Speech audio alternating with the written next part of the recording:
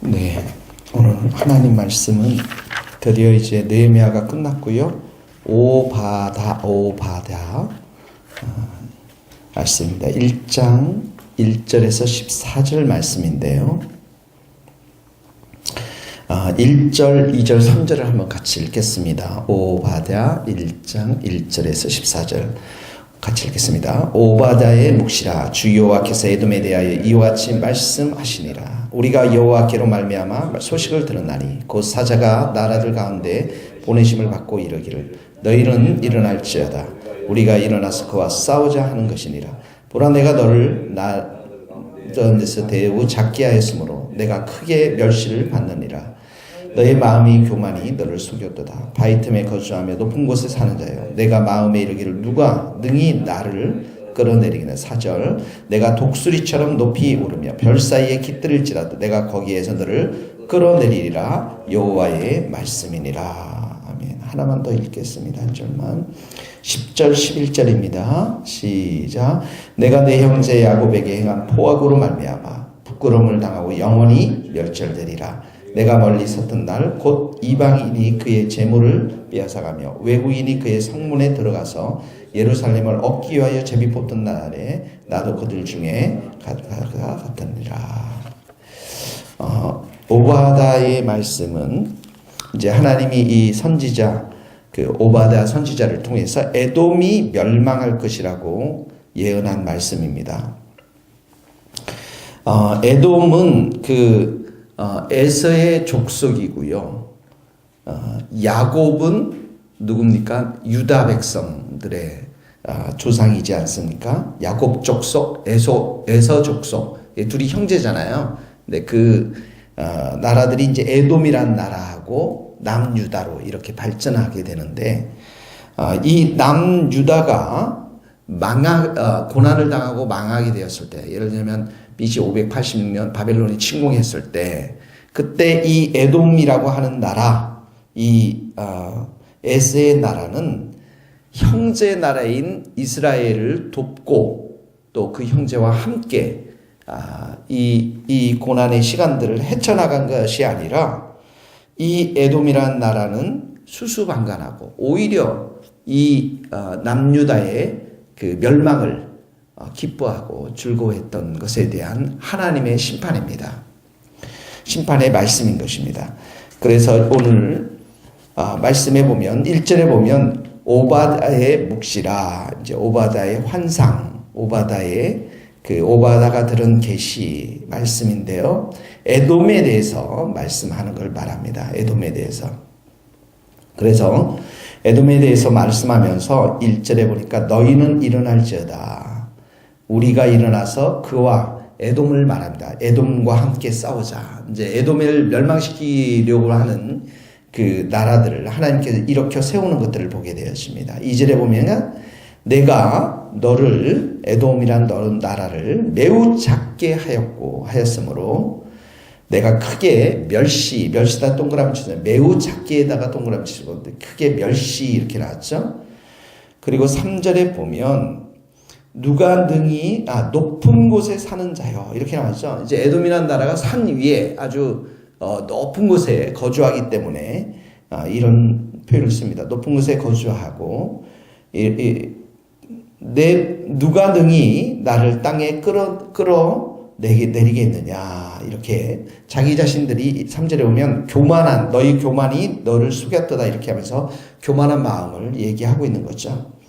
그런데 4절에 보니까 독수리처럼 높이 오른 별 사이에 깃들지라도 너를 끌어내리리라. 거기다 밑줄로 내가 너를 끌어내리리라. 예, 이제 멸망시키겠다라는 것입니다.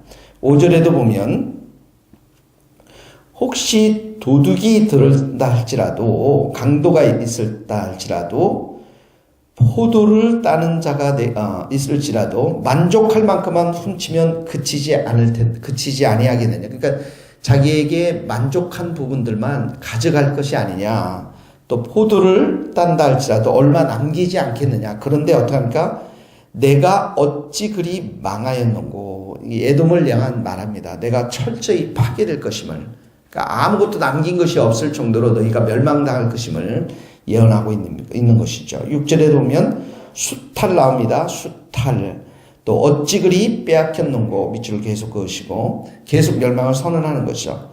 7절에도 보면 너와 약조한 동맹을 맺은 나라들이 다 너를 쫓아내서 변경, 국경에 이르게 할 것이고 또 너와 화목하던 자에 너를 속여 이기며 거기다 똥을 너를 쫓아 너를 속여 이기며 또 함정을 파니 내 마음에 지각이 없도다. 함정이 파져 있는 것들을 내가 모를 것이다 라는 것이죠. 그러면서 8절에 가서 보면 내가 에돔에서 지혜 있는 자를 멸하며 거기도 멸하며 동그라미를 치시고 또 산에서 지가 있는 자를 멸하지 아니겠냐 멸하며 또 9절 말씀에 보면 산에 있는 사람은 다 죽임을 당하여 멸절하리라. 예. 그래서 10절에 보면 결론이 나옵니다. 말미암아 야곱에게 행한 포악으로 말미암아 부끄러움을 당하고 영원히 멸절되리라. 영원히 멸절되리라. 이게 얼마나 무서운 말씀입니까? 이들의 어떤 태도, 마음을 한마디로 3절에 이렇게 기록되어 있습니다. 너의 마음의 교만이 너를 속였도다. 교만했다라는 것이. 이 교만이 뭡니까? 하나님을 의식하지 않고, 하나님의 심판이 있음을 의식하지 않고, 그래서 잠언 16장 18절에 보면 거기다 기록해 잠언 16장 18절에 보면 교만은 멸망의 선봉이라고 하지 않습니까? 패망의 선봉이요. 교만한 자들 하나님께서 반드시 심판하시는 것이죠. 교만하기 때문에 어떻게 합니까? 하나님을 의식하지 않고 하나님 말씀에 대해서 귀 기울이지 않는 것을 말하죠. 형제를 돌보지 않는 그런 모습을 말합니다. 이 구체적인 교만한 에돔의 모습이 10절에서부터 14절까지 나옵니다. 10절에서부터 14절까지 에돔이 이 심판받는 이유인데요. 10절에 보세요. 10절에는 내가 내 형제 야곱에게 행한 포악이 나옵니다. 폭력이죠. 동그라미 치시고 폭력.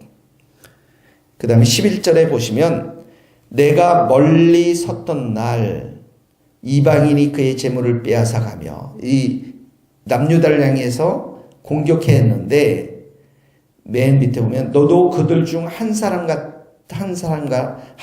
같으니라.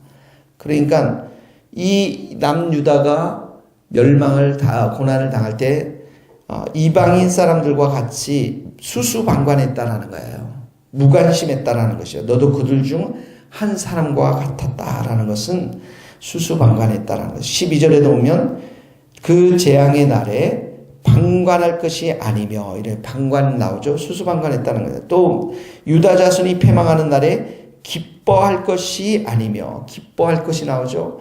내가 입을 크게 벌릴 것이 아니며 이 표현들은 다 뭐냐면 유다의 멸망을 고소하게 생각하면서 기뻐하고 허풍을 들고 자랑하는 모습을 그려주고 있습니다. 13절에도 보면 내 백성이 환난을 당한 날에 내가 성문에 들어가지 않을 것이며 환난을 당하는 날에 내가 그 고난을 방관하지 않을 것이며 환난을 당한 날에 내가 그 재물에 손을 대지 않으며 방관이 나오죠. 그러니까 오히려 유다 백성의 재물도 이들이 건드렸습니다.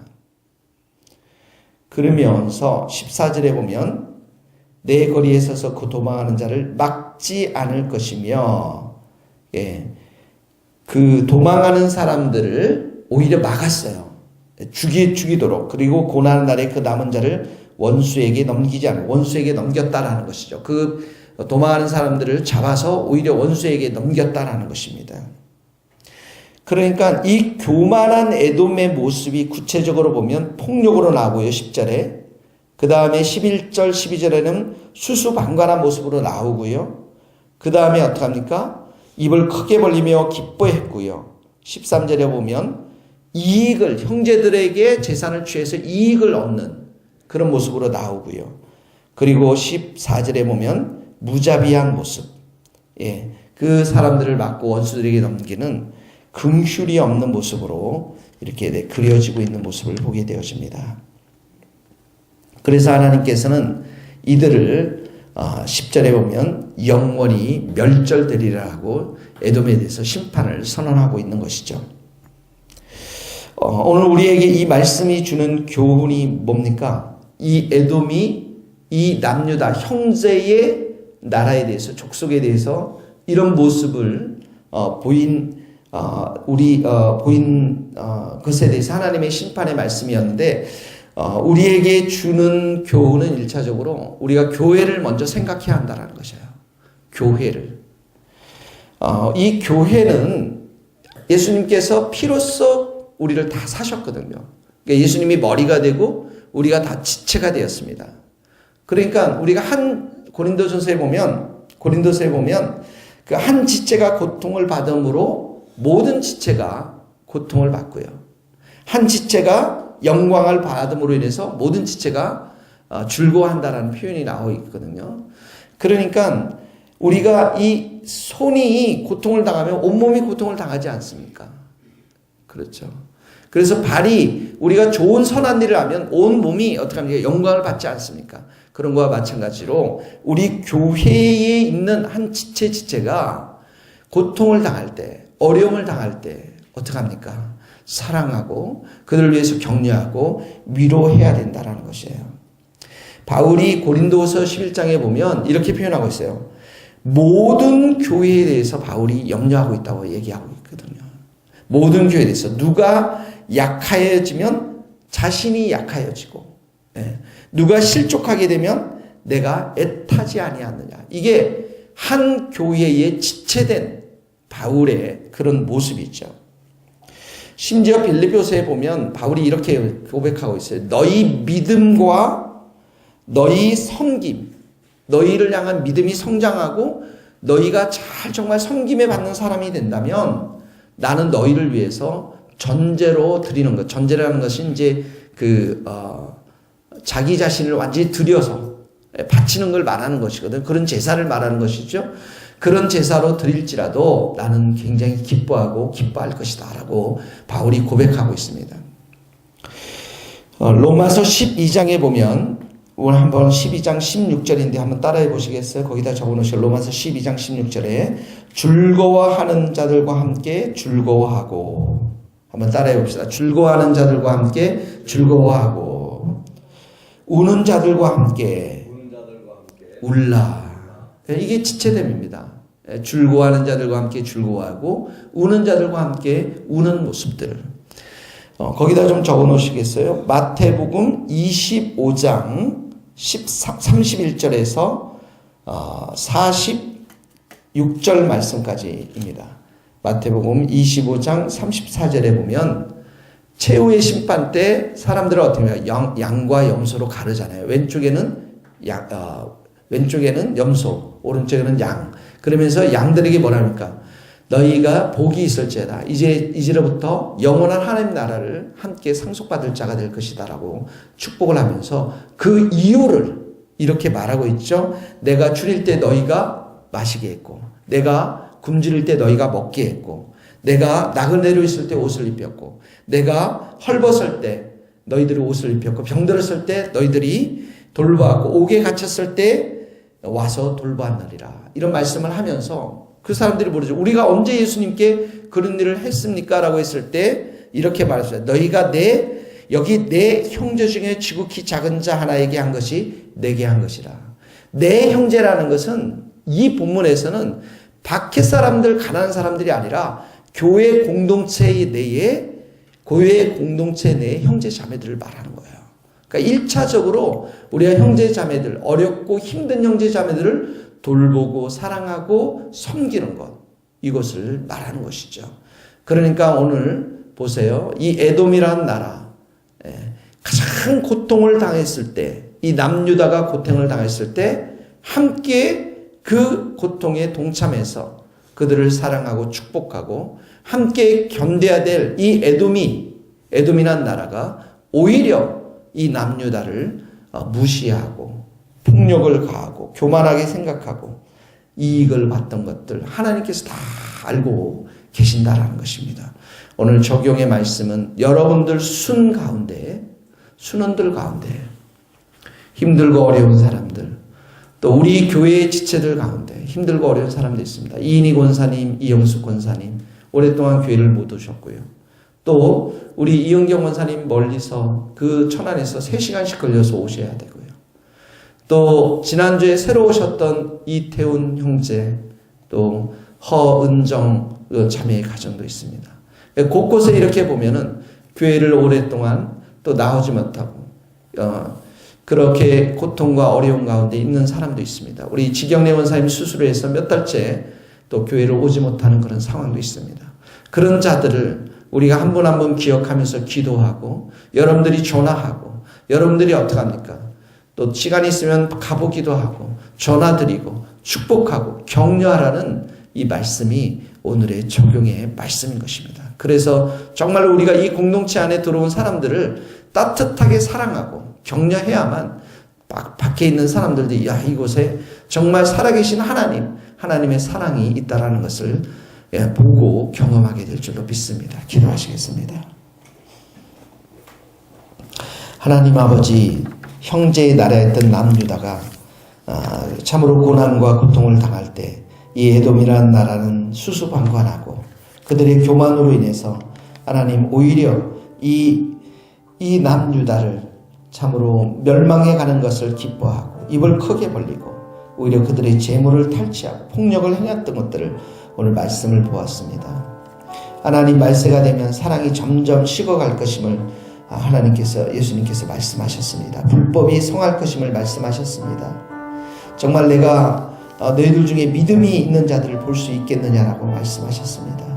하나님 아버지, 이 교회 공동체 가운데 주님의 사랑을 충만히 부어주시기를 간절히 소원합니다. 우리가 정말 함께 사랑을 나누는 지체들을 향해서 그저 일요일에 주일날 한번 모아서 말씀을 가지고 나누는 공동체가 아니라 주중에도 서로를 위해서 축복하며 기도하며 전화하며 안부를 물으며 사랑할 수 있는 그런 귀한 교회가 될 수 있기를 간절히 소원합니다. 하나님 아버지, 각 순장들을 기억하여 주시고 순원들을 기억하여 주셔서 우리 순원들을 잘 돌볼 수 있는 사랑의 목자의 마음을 부어주시고 격려할 수 있는 마음을 부어주시고 날마다 이들을 위해 기도할 수 있는 귀한 마음을 주시고 하나님 필요한 것들을 우리가 서로 나누며 서로의 필요들에 대해서 민감하며 사랑을 주고받을 수 있는 복된 공동체로 저희들을 세워 주시옵소서. 하나님 아버지, 정말 사랑이 이 교회 안에 우리 성도들 가운데 충만히 부어지기를 간절히 기도합니다. 그래서 서로의 전화를 받고 서로의 관심과 사랑을 받고 기뻐하며 격려하는 아름다운 공동체가 될 수 있도록 주님 축복하여 주시옵소서.